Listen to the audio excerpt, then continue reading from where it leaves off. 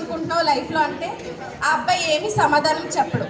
అప్పుడు టీచర్, అప్పట్లో మనకి వాట్సాప్, ఫేస్బుక్, జీమెయిల్ ఇవేం లేవు కదా, లెటర్స్ మాత్రమే ఉండేవి కదా. లెటర్ రాసి పంపిస్తారు వాళ్ళ మదర్కి ఇవ్వమని. టీచర్స్ నీకు టీచ్ చేయగలిగే స్టాండర్డ్ వాళ్ళకి లేదు, సో నిన్ను మీ టీచర్స్ వేరే స్కూల్లో జాయిన్ చేయమన్నారని చెప్పి మదర్ చెప్తారు. అలా చెప్పిన తర్వాత వాళ్ళ మదర్ ఆ అబ్బాయిని తీసుకెళ్ళి వేరే స్కూల్లో జాయిన్ చేస్తారు. జాయిన్ చేశాక చదువుతుంటాడు. ఎవ్రీ ఇయర్ మనం క్లాస్ మారుతూ ఉంటామా ఉండమా? అలా క్లాస్ మారుతూ చదువుతూ ఉంటాడు. కొన్నాళ్ళకి వాళ్ళ మదర్కి హెల్త్ ఇష్యూస్ వచ్చి చనిపోతారు. చనిపోయిన తర్వాత వాళ్ళ మదర్ ఉన్న ప్లేస్కి వెళ్దాము, ఆ మెమరీస్ని రీకలెక్ట్ చేసుకుందామని వాళ్ళ మదర్ ఉన్న ప్లేస్కి తను వెళ్ళడం జరుగుతుంది.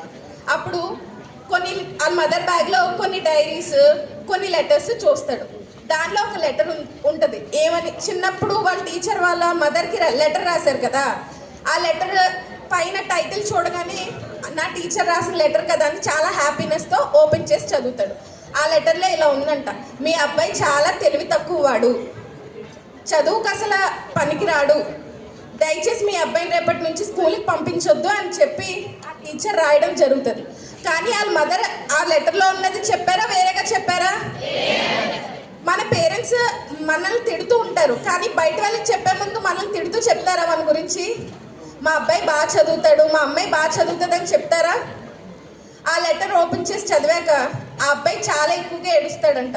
ఏంటి నా గురించి మా టీచర్ ఇలా అనుకుందా అని చెప్పి. అలా అనుకున్న తర్వాత కొద్ది రోజులకి అతను ఒక గొప్ప సైంటిస్ట్ అయ్యి ఒక వెలుగును కనిపెడతాడు. వెలుగును ఎవరు కనిపెట్టారు తెలుసా? Thomas Alva Edison. అప్పుడు ఆ అబ్బాయి తన డైరీ తీసి తన గురించి తను గర్వంగా రాసుకుంటాడు, నా పేరు థామస్ ఆల్వా ఎడిసన్. ఈ కథ ఎందుకు చెప్పానో తెలుసా మీకు? మీ పేరెంట్స్ కూడా మీ మీద అలాంటి హోప్సే పెట్టుకుని ఉంటారు.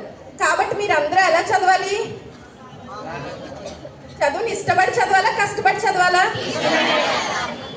మీరు అందరూ యాక్టివ్ రీడింగ్ చేయండి. యాక్టివ్ రీడింగ్ అంటే ఏంటో తెలుసా? మన కోసం మనం చదువుకోవడం. మీకోసం మీరు చదువుకుంటున్నారా, మీ పేరెంట్స్ తిడతారని చదువుకుంటున్నారా?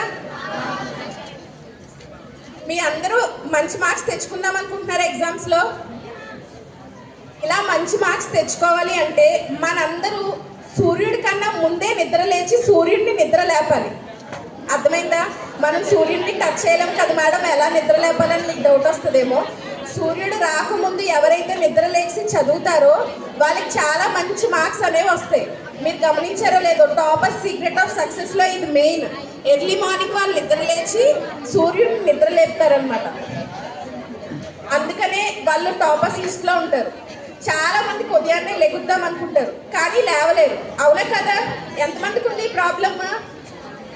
ఓకే, అలా లేవడానికి మీకు కొన్ని టిప్స్ చెప్తాను, వినండి.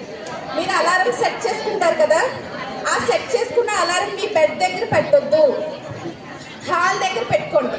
బెడ్ పక్కన పెట్టడం వల్ల ఏమవుతుందంటే అలారం ఆఫ్ చేసి మళ్ళీ పడుకుంటాం.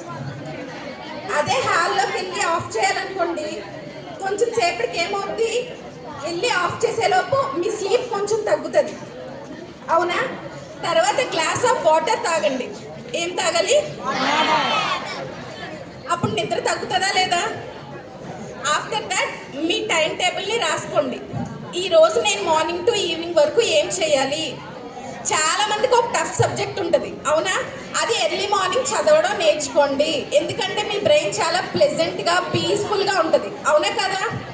సో ఎర్లీ మార్నింగ్ అనేది మీ టఫ్ సబ్జెక్ట్ని చదువుకోండి. నెక్స్ట్ ఈజీ సబ్జెక్ట్స్ని చదవండి.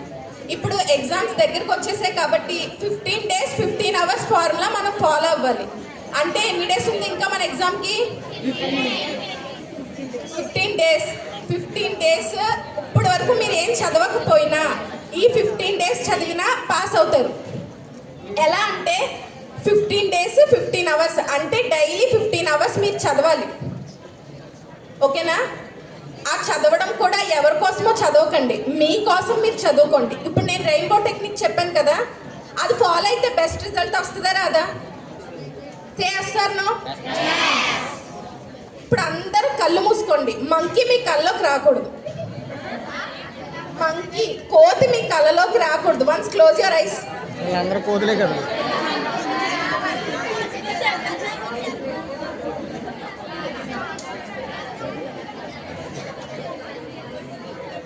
Open your eyes. ఇప్పుడు ఎంతమందికి మంకీ కళ్ళకు వచ్చిందో హానెస్ట్గా రైస్ చేయండి కదా. ఏదైతే మనం జరగకూడదని అవుట్పుట్ మన బ్రెయిన్కి ఇస్తామో అదే జరుగుతుంది. సో మీరందరూ I can write my exam well, నేను ఎగ్జామ్ బాగా రాయగలను, నాకు వచ్చిన క్వశ్చన్స్ ఎగ్జామ్స్లో వస్తాయి, ఒకవేళ రాకపోయినా దానికి రిలవెంట్గా ఉన్నది నేను రాయగలను అని ఎప్పుడైతే మీరు మీ బ్రెయిన్ని ట్రైన్ చేస్తారో అప్పుడు మీరు ఎగ్జామ్ బాగా రాయగలుగుతారు. ఇలా నెగిటివ్గా ఆలోచించి వెళ్ళారనుకోండి అదే జరుగుతుంది. క్లాస్ రూమ్లో మనం టీచర్ క్వశ్చన్ అండ్ ఆన్సర్స్ చదువుకు రమ్మంటారు, బాబాయ్ నేను చదవలేదు, నన్ను అడగకూడదు అని మీ మైండ్లో అనుకుంటుంటారు. అదే టైంలో వాళ్ళు మిమ్మల్ని నిలబెట్టి అడుగుతారు. అవునా కదా? ఎంతమందికి జరిగింది అది? ఇప్పుడు మీరు ఎలాంటి థాట్స్ అలవాటు చేసుకోవాలి? పాజిటివ్. ఓకే, ఇప్పుడు మీరు ఎగ్జామ్స్ అప్పుడు చదవట్లేదు కదా, మీ పేరెంట్స్ మిమ్మల్ని తిడతారా తిట్టరా? చదవండి ఇంకా 15 days ఉన్నాయని తిడతారా తిట్టరా?